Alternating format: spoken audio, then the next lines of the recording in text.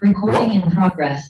One of the biggest queries that I keep getting from all parents, especially during this pandemic time, is that our children are completely hooked on to smartphones and televisions and Netflix and Prime. And how can we manage it? How can we regulate it? Okay, I'm Commander Bimal Raj. I'm an internationally certified trainer and an executive coach.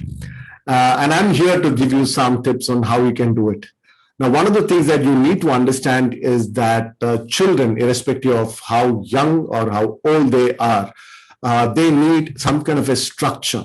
Okay, the younger ones need a very, very guided structure. The older one needs the freedom to create his own structure. But at the end of the day, they need some kind of a structure. They do not have the ability, the mental, emotional, and psychological ability to handle a completely free day and manage their time efficiently and effectively.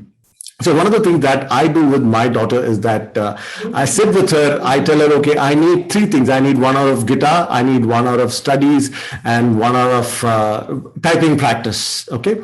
And when would you like to do it? And she'll say, okay, I don't mind doing it from 11 to 12 and 2 to 3 and things like that. And after that, I ask her, okay, your screen time allowed is 2 hours in a day.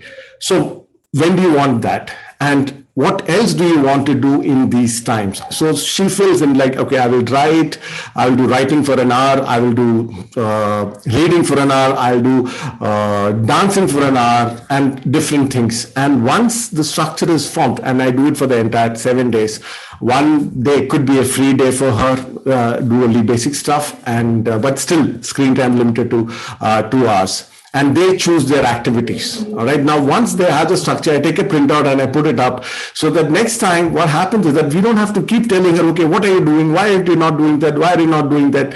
They are in a vacation mode. Their brains are not developed. So they're only thinking of things that are interesting for them. All right. So when you have the structure, you can just say, okay, what are you supposed to do at this time?